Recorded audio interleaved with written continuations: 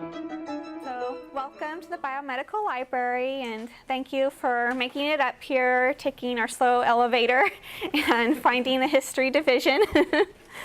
My name is Adele Dobry, and I'm a librarian here at Biomed, and I primarily serve the School of Nursing as well as nursing staff, and also the Department of Ecology and Evolutionary Biology, but primarily nursing. And today I'm hoping that you're going to learn more about EndNote and EndNote Web. Oh wow, we have a lot more people. Okay, hope we have some more seats. Great. Thank you for coming. Welcome to Biomed. Just FYI, there is a sign-in sheet going around, so when it makes it to you, if you don't mind signing in. And just to introduce myself again, since you just walked in, my name is Adele Dobry, and I'm a librarian here.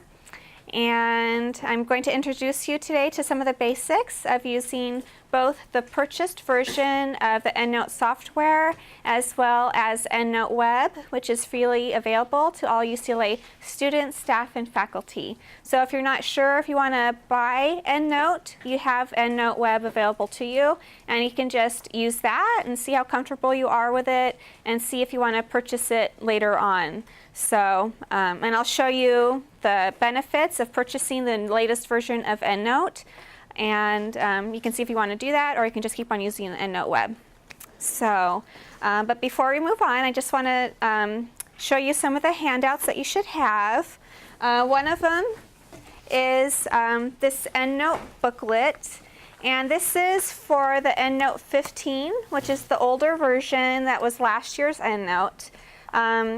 We don't have the ones yet for EndNote 16, but the concepts are pretty much similar. The way the software is laid out, it works pretty much the same. When we get the EndNote 16 booklets in, feel free to send me an email. My business card should be at where you're sitting, and if not, I have extras up here. Just shoot me an email, and I can let you know when we get the new booklets in. But it should pretty much work the same way. If anything, it's more simpler. Now they've done away with the extra steps that you have to do when you import from PubMed. It now does an automatic import-export function from PubMed. So it's a lot easier to use. And also on the front of the booklet, we have a UCLA EndNote guide, and it has the URL to that on the little sticker on the top. And this is like your go-to online resource to get help on simple things with EndNote, like how do I use the site while you write plugin, how do I import from CINAHL, things like that. You can go to this guide. And also you have, do you mind if I show this? Okay. And so you have my card for contact information if you have questions.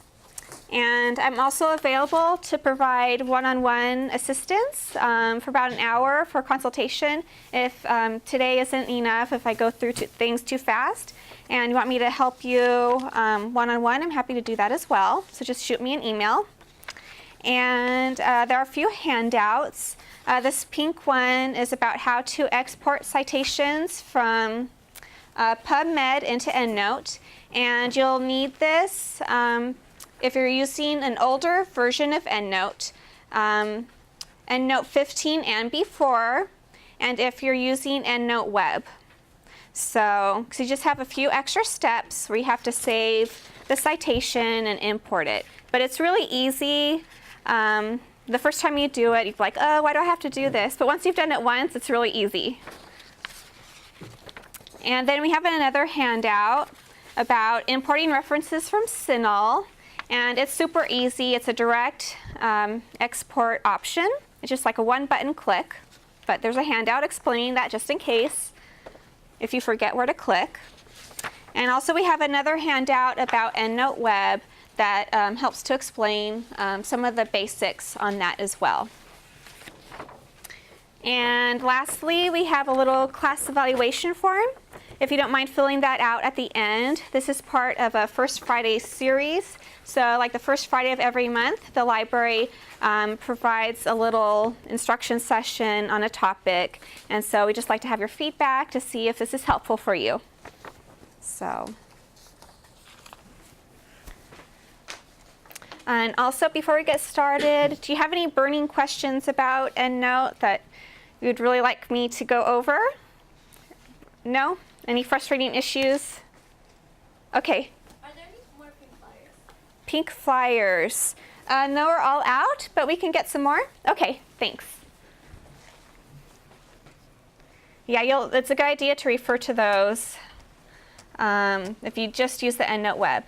And also, let me go to the research guide briefly. In case you lose the flyers, if I go to guides.library, UCLA.edu/EndNote. This is the guide that is listed on the front of your booklet.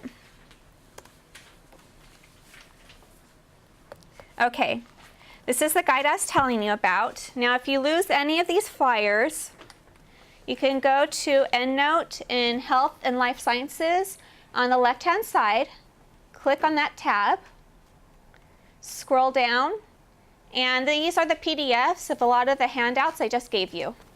So you can just click on PubMed at UCLA EndNote Guide, and whoops. Well, okay, here we go. So here's the handout, and it's online. So it's easy to lose handouts, so everything's there. Just don't use the URL to the guide. And let's see. Sorry about all these pop-ups. So I highly recommend bookmarking this guide on your computers. So I'm going to go back to the Biomedical Library's website. Oh, and before that, though, also it says on our guide here, access to EndNote. You can purchase the EndNote software at a discounted rate at the UCLA bookstore. Outside, it's about $100, but you can purchase it at our bookstore for $65. So that's a huge discount. So let me exit out of that. So I'm just going to start off by showing you the EndNote purchased version. And during the second half, I will introduce you to the EndNote web version. So I'm just going to go and open up the EndNote program on this computer. So I'm going to go to EndNote at the bottom. And it opens up my EndNote library. And sometimes, depending how you have it on your computer, you may have to go to your Start menu and then go to EndNote and then open up your EndNote library. Some of you following along on your computers, do you already have the EndNote open on your computers? Okay. So I will show you probably the most labor-intensive way to put in a reference into your library, and you probably will rarely ever have to do this, but I just want to show you, just in case, if you have something really bizarre and you did not find it in a database, and you did not find it in a library catalog, and for some reason you have to just do a manual citation, putting in the information yourself.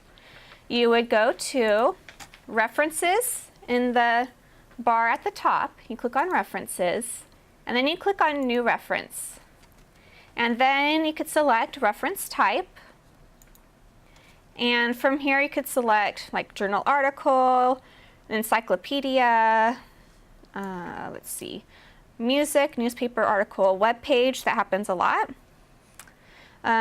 Although with web page, actually, with the EndNote web, you get a toolbar that goes into your IE, Internet Explorer, where you can actually capture citations from web pages. So, but just in case, if you need to do web page, you can do that. So I will just go ahead and select journal article just for fun. So you would just enter the information manually, like author, year, title, and depending on whatever the source is, if I chose encyclopedia, you know, everything changes. Like here it says place published, the little entries change. And so you'd have to fill in all this information, and then you would have to go to File and then Save, and then you would save the citation. So this is the most labor-intensive way to do it, and hopefully you would not have to do that because everything you find is probably in a database or in a library catalog. So, but just in case, if you found something really funky like a pamphlet or something, like I think there is one in here for a pamphlet. Yeah, pamphlet. Since you never know, you have to cite a pamphlet. It's always better to be careful and cite, be overcautious and cite whatever it is that you're using than not cite at all. So, and sometimes you may need to cite a pamphlet. So that's where you would do that. So let me exit out of this. Any questions on this part? No. Okay. Nope. Okay. So now I'm back to my main page on this. And now you might be wondering, how do I select my citation styles?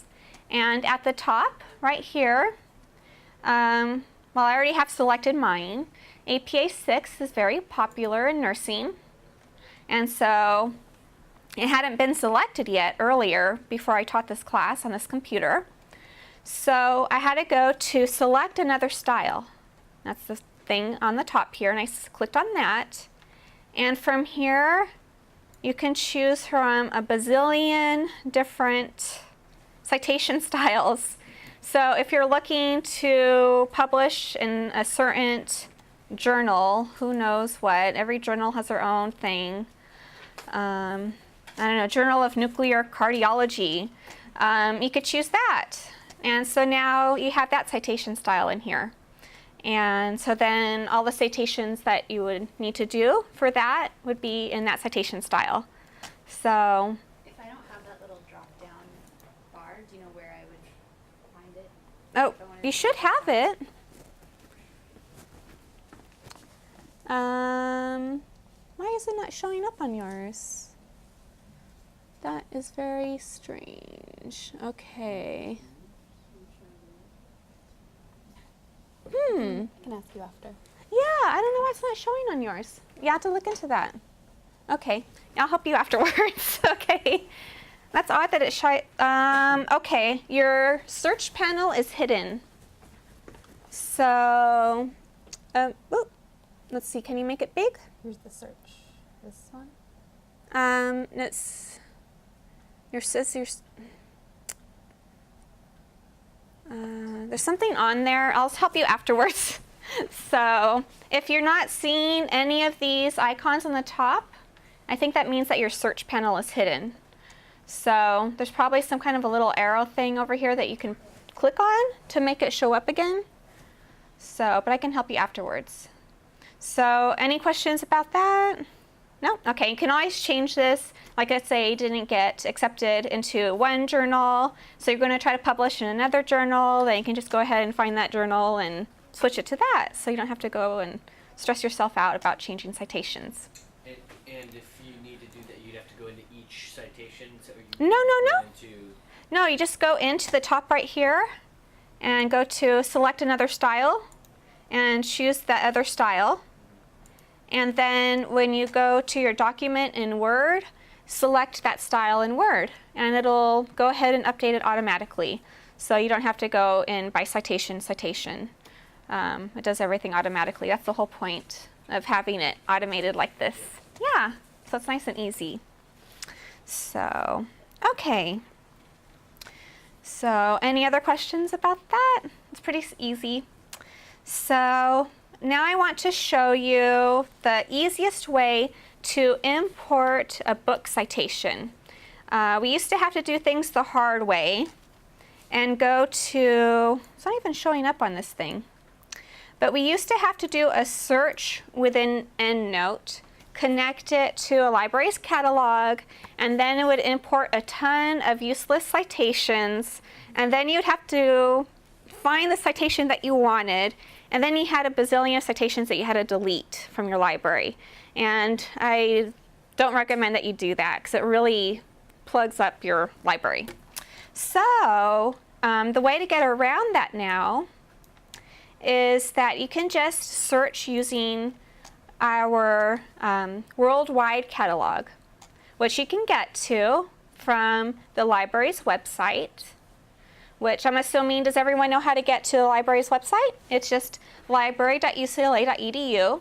And on the left-hand side, there is a search and find drop-down menu. And you can click on where it says Melville, the first option. And this searches libraries throughout the world. And it also has a nice export function into EndNote. Yay! So we can easily export book citations. So I'm just going to do a quick search for community-based research.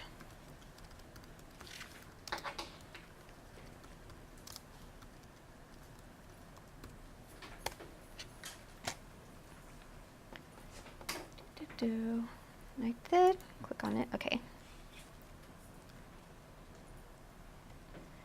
Okay.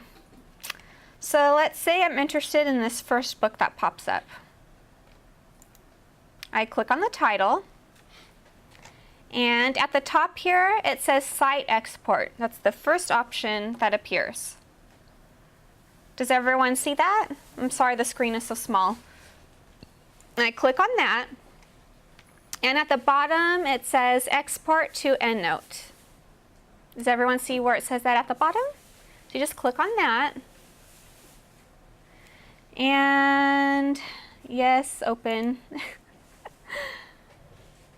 And I am not used to teaching from this laptop, and now it's running a security scan. Sorry.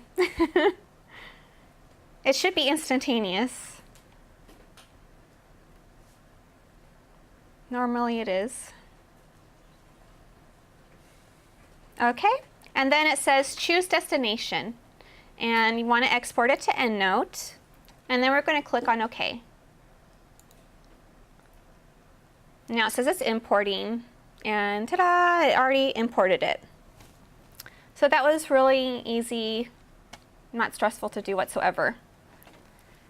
So, any questions on that? Okay, so that's the easiest way to import a book citation. And it's important to note that all references that you import automatically go into the unfiled folder here. So if you haven't put them into a group, they just sit in unfiled forever, or in all references. How do you create a file? That's a good question. So it's really easy to create groups, which are like files. If you go to the top here where it says groups, you just click on that, and we have several options. You can create, we can create a group, which would be like those groups listed under where it says Psychology 101. It says biopsychology, clinical psychology, cognitive psychology. Those are just regular groups. And then we also have create a group set, and that would be those main headings. That would be Psychology 101 and social sciences, biology, BATS. And we also have smart groups. And smart groups are where you can create certain criteria, certain keywords in your group. So that way when you import citations, they will automatically go into that group. So you don't have to worry about, putting them into your unfiled and then putting them into a group later on. And it's really easy to do. So I can show you how to do those three things. It's super easy. So let me go back to groups. And so let's see, I'll create a group set first. So I'll click on that, and I'll just call it First Fridays. Whoops. And I can't spell today. So Now, it's not letting me click on it. Okay. So I created the First Fridays group. Now I'm going to go to groups again. And now I should say I created a First Fridays group set. Now I'm just going to create a group, which it has it here. And if I wanted to move it to First Fridays, I would just click on it and slide it over here, and I moved it to the First Fridays. So that's just a regular group, and if I wanted to change the name of it, I should be able to click on it. It's not letting me do it right now. And yes, thank you. Okay, it used to be you could just click on it, but okay. So now you can name it something, an example. Okay, and if you want to make a smart group, then we go to groups, create smart group, and, oh, do you have a question? You're clicking new groups. Oh, did I? Oh, shoot, thank you. I could have sworn I did. Second. Oh, thank you. Oh, here we go. Okay. So let's say I wanted to make a new smart group. So I'm going to call it, let's see, maybe community-based organizations. T-based organizations. Okay. And so that's my group title. And then underneath that this is where I can create my parameters for the smart group. So I like to do it by keywords. So I would switch this to keywords. And so I could change it to maybe community. So that way anything that I import that has the word community in the title will pull it in. And maybe also, I'll change this keyword, maybe anything with health. This is really broad. This is just for example purposes. Keyword. Organizations. And then I'll click on create. So now I have a new smart group. So later on when I start importing things from PubMed and CINAHL that are about this topic, they will automatically go into this group. So it's really nice and easy and helps keep things organized without a lot of effort. So instead of going to unique field on an file, you will go into the new smart. Correct, correct. So if I have two smart groups with the similar settings, then will that file goes to the two groups at the same time, or they will choose either of one? Oh, that is a good question. I never thought of that one. Hey, Rika, do you know about that? I think the answer is they go to both groups because you can have as many groups as you want in a library with overlapping references. Yeah, that makes sense. Okay. Thank you, Rika. Came back in the nick of time. Okay, so now you know how to create groups. And so now I want to show you how to find something in PubMed and import the citation. And then also I want to show you how to attach a PDF to your citation EndNote. So I'm going to go back to the Biomedical Library's website. And I'm just going to go to PubMed directly from our webpage. And I'm just going to do a simple search again. So this time I'll do it on community-based organizations.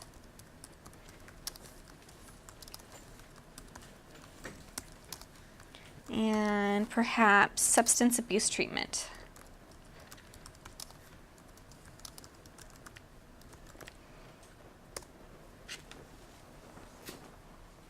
Okay. So this was a very broad search, But let's pretend I was interested in the first 3 articles. So you could select as many of these as you wanted to import. You don't have to import it one at a time. So that's really nice. And in the upper right-hand corner, there's this little area that says Send To. So you would click on that, and it gives you the option to choose destination. And at the bottom, it says Citation Manager. Does everyone see that? Okay. So this is very PubMed specific. You don't need to do this with the other databases. So you really need to pay attention to this. This is for only PubMed that you need to know this. And then you would click on Create File. And see, now that we have the EndNote 16, we can directly export it into EndNote. We couldn't do that before. So this is really awesome. So if you do end up purchasing EndNote, be sure to get the EndNote 16 and not the EndNote 15, because now you could do the direct export. You used to have to do a few extra steps. It did not do it automatically. And I'm going to go ahead and click on OK. And oh dear, did I not put in the right terms? This worked last time. You have everything handed together? I wonder if Oh, that's what I did. Thank you. Okay. So let me see if I can go into, let's see. How do I alter my edit? Okay. Thank you, Rika. Okay. There we go. So it automatically went into there now. So yeah, if you just did what I did, you did a little mistake, you can change it later. And even if you create a new smart group, then the citations that you already have will go into your smart group. So if you didn't think of coming up with your smart group until later, the citations you already have and all your references will go into that group. So that's nice. So now let's say I wanted to attach a PDF to one of these. So hopefully we subscribe to this one. I clicked on the first one here. So I'm going to go back to PubMed. And let's see. I'll click on the title. And hopefully everyone knows to get the full text of an article to click on the UCE links.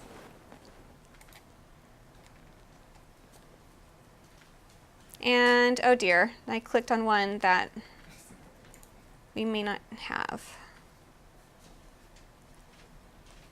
And no, we don't have that one. Okay. So just FYI, if this were to happen to you, oh, did I just exit out of all of it? No. Just FYI, if we did not have this, you could go ahead and request this from another library through interlibrary loan.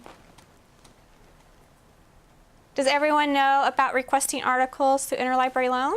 Okay. So this is the way you would get articles for free. You just put in your student ID number or staff ID number along with a number that's on the back of your card in one of the corners, and that makes it your 10-digit library card number. And you would put that here and select Biomedical Library as a formality, and then your email address, and the article will be emailed to you for free. So always do this. That's why it's important to click on the UCE links so you can get the article for free. So it's also important not to wait till the last minute because it may take some time to get to you. The article could get to you as soon as 24 hours, but it may take a week. Oh, go ahead. If suppose like you weren't able to find it and you needed it like urgently, and you found it on Google instead, would you be able to still import that into your EndNote library? You can still import the citation, and if you did happen to find the PDF somewhere else, then you could still save the PDF to your computer and attach it that way. Yeah. And which numbers do you enter? Your ID number and then Yeah, the ID number that's on the front, and then the digit that's in the corner on the back. That makes it your 10-digit library card number. Yeah. Okay. So, then where was I? Let me go to another one. Let's see.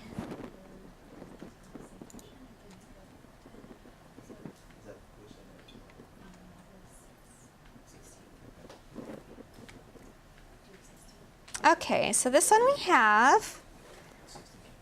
This is the emerging HIV epidemic. So I'm going to go ahead and click on PDF and save it to the computer. Okay. And I am hoping it will find itself. Let me try this again.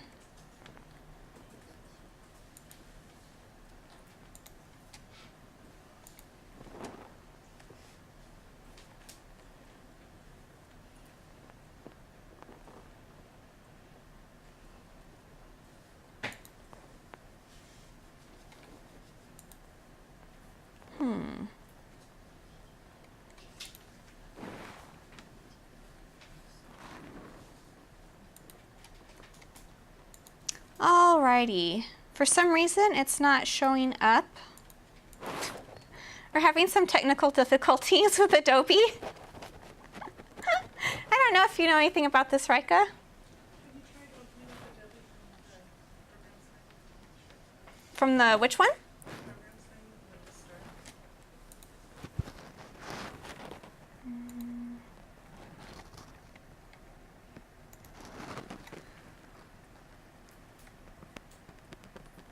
And then go back to the browser. To this one?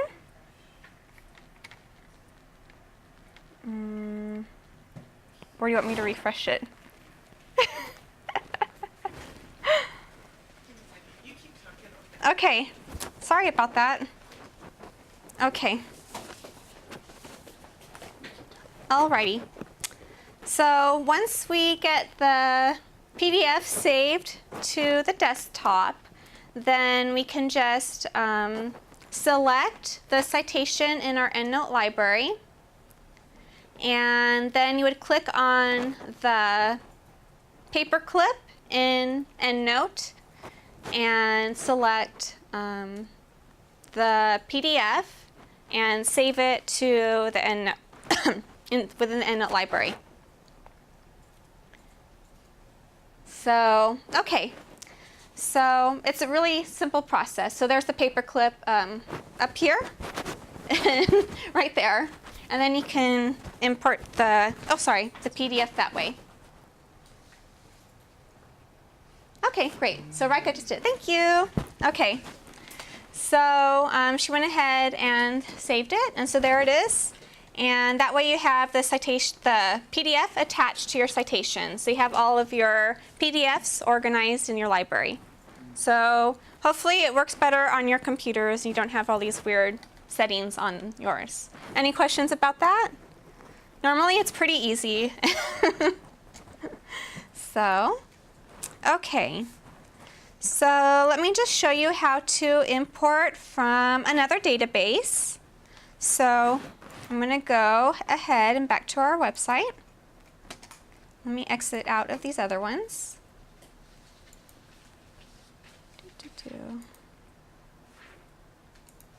Okay, so let me scroll down, and I'm going to go to Key Resources on the left-hand side.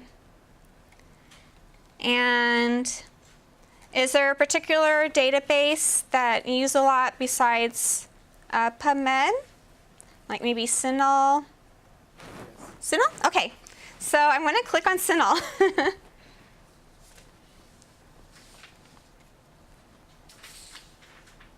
So I'm going to click on, I'm going to enter in community-based organizations again.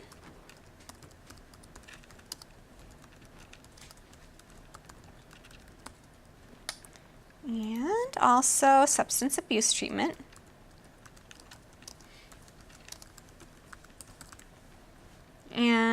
is just a really general, broad search. I'm going to click on search. And okay, I got 6 results. Not very many. And there are a couple of different ways that you can import citations from CINAHL. Now you can either import several citations at once, or you can do it one at a time. If you want to do it one at a time, you would just click on the title of the article. And on the right-hand side, it says export. Does everyone see where it says export? Okay, you click on export. And then at the bottom, it says direct export to EndNote web. So I click on that, and then click on save. And, oh wait, sorry, I clicked on the wrong thing. I click on export, and let's see. Okay, you just do direct export. It's already selected the first one. And I click on save. And it says choose destination, export to EndNote, and then I click on OK. And why is it popping up this one? Is it not open?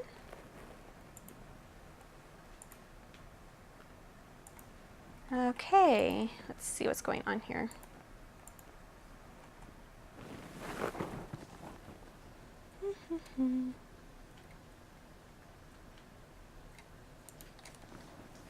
One more time. Now, let's see.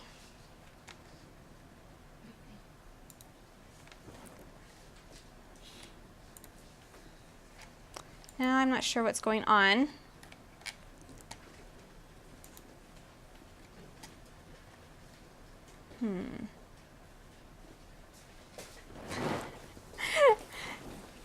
This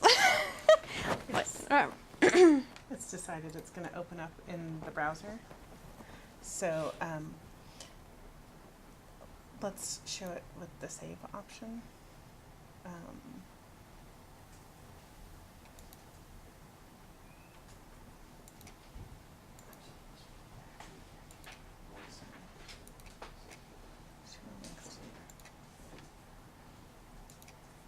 You can use this version. Okay.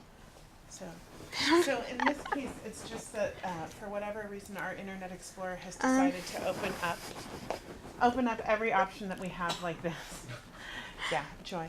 These tags here, where it says journal ID dash and then a number, TI dash number, is basically how EndNote interprets all of the citations and loads them into the program. So usually you wouldn't have to know anything about this. For us today, it's decided to be crazy.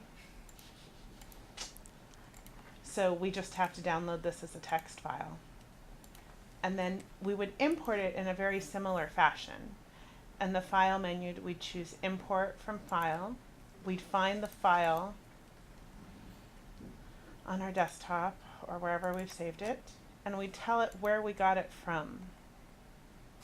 So in this case, we're getting it from CINAHL.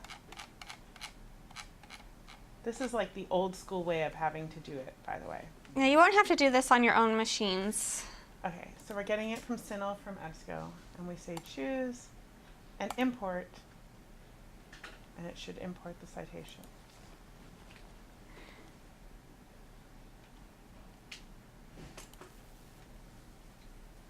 Okay, it decided not to import the citation.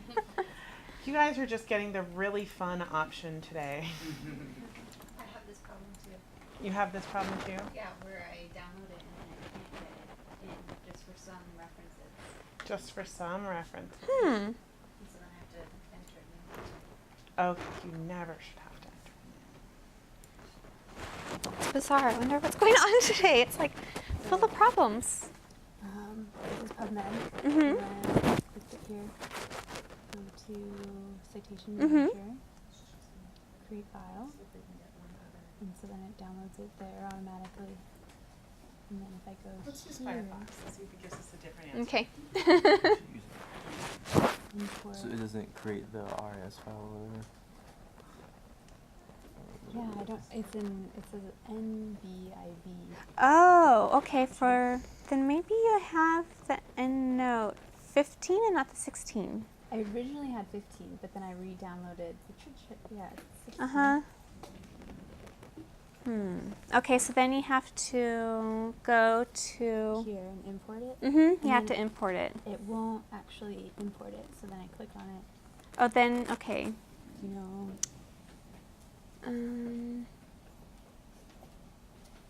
Import options.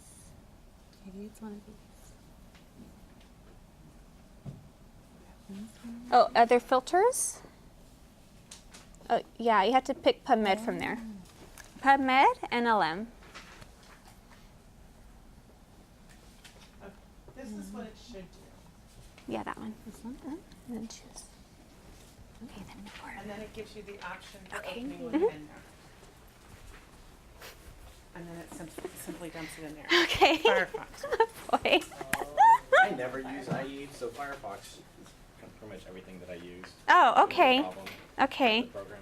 Yeah, all the other times I've taught this class, it's worked with IE, but I've never taught it on the laptop. I've always taught it from another computer. This is the first time I've taught it in this room. So it's just having issues today. So usually it works as a direct import. So, okay. More this way, so it's okay. Yeah, sorry about that, you guys. So do you want us to show you that again, or are you okay? You're okay? Okay, good. Okay. So now I know how to do that. Do you want me to show you how to import several as a group? Really quick? Okay. So let me go ahead and go back. No, that's just one result. Okay, let me just go ahead and do a new search. Okay.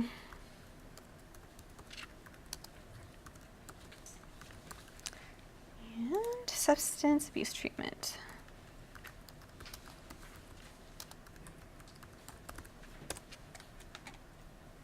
Alrighty, so this time we got 7 results.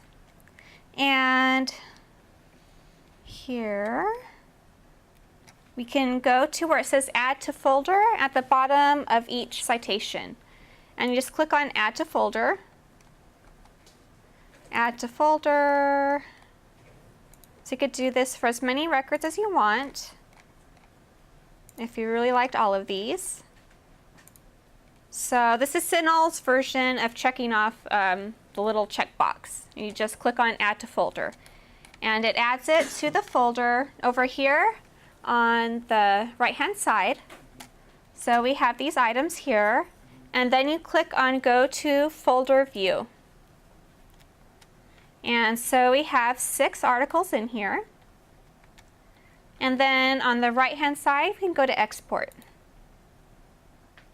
And hopefully it will work. Direct export, and we click on save. And okay. And do export to EndNote, okay. And it's working on it, and ta-da! All of them are there. And even put them into our community-based organization folder too. So that's how it's supposed to work. It's very easy and effortless. So it's really nice in several of these databases. You can import several citations at once, so you don't have to do it one at a time. So it's a little time saver. So before I move on to EndNote Web, are there any other questions about the purchased version of EndNote? So in all the databases, they pretty much have an export option on there that doesn't direct export into the EndNote. So. If I already have a PDF file, Uh-huh. how can I say if I have the PDF file in my computer, Uh-huh. can the EndNote automatically include the information from the PDF file? Not automatically. You would have to select your reference in EndNote and then click on the little paper clip in the upper right-hand corner. And then you would have to find your file in your computer and then click on open and then save it. Okay. Yeah. So I if mean, you, yeah, it's a good question. Oh, It's like- sorry, Rika has something. Actually, in the newest versions after 15 and 16, you can, in some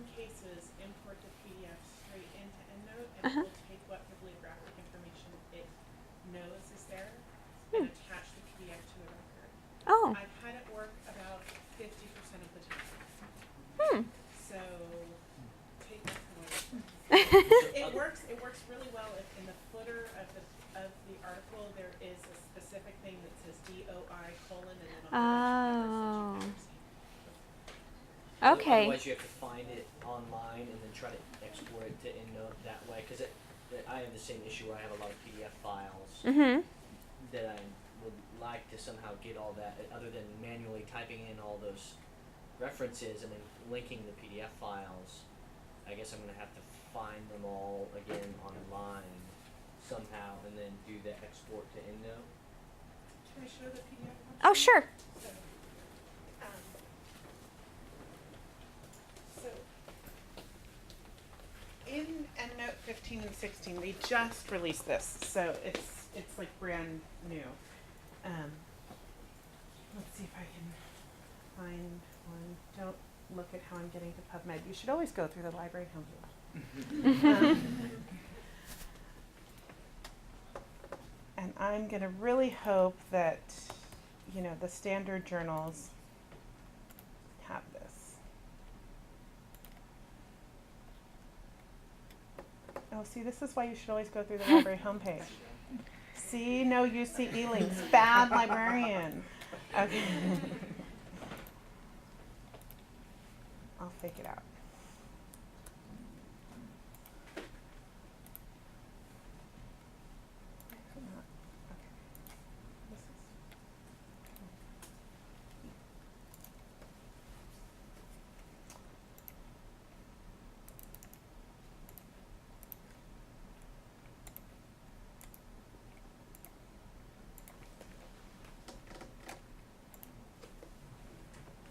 Okay, so in the UCE links, as Adele was showing you before, if we have the option for full text, often it will link you straight to the full text.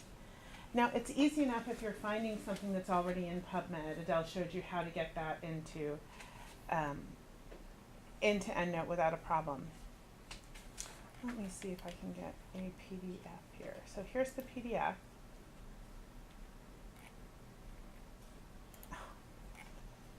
Again, with this stupid extension that they don't know what to do with.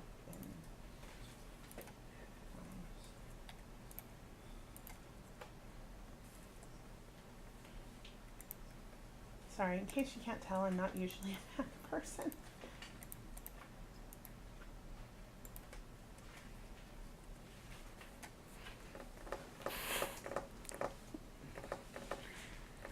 Nobody had anything to do after this, like grab lunch before your next class, right? Okay.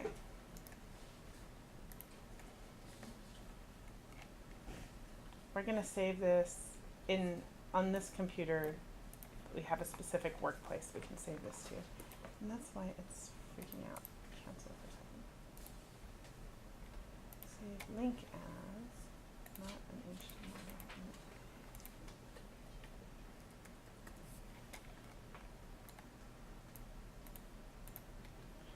In EndNote, if there is a DOI in the file, you can choose to import the PDF and say that it's a PDF. But you'll notice that in this one, the attachment came in, but not any of the rest of the information. And this is what happens to me about 50% of the time. And I haven't quite figured out yet what the problem is. When I read the EndNote website, they said that a DOI has to be somewhere in the text of the article. Come on. And now I can't even launch it. Sweet. For it to be able to be understood. I haven't, I've found ones that have DOIs and it doesn't work all the time. So it's about a 50-50 shot. I would say if you have, 25 things sitting in your folder, try it out and see what happens. Even if you only get 12, that's 12 less that you have to search for. So. Okay, great. Thank you, Rika. So the last 9 minutes, I will show you EndNote Web. And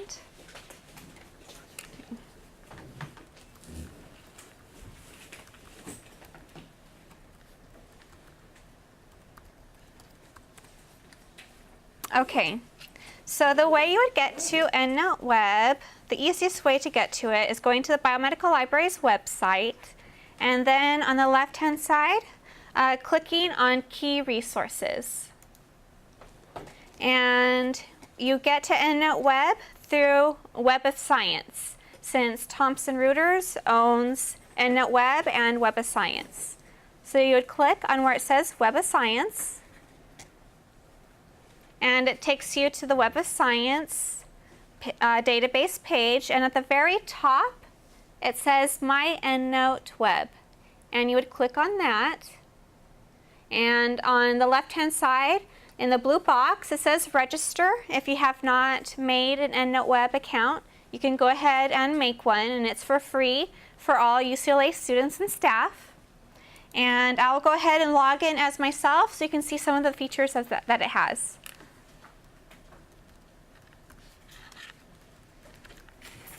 Oops.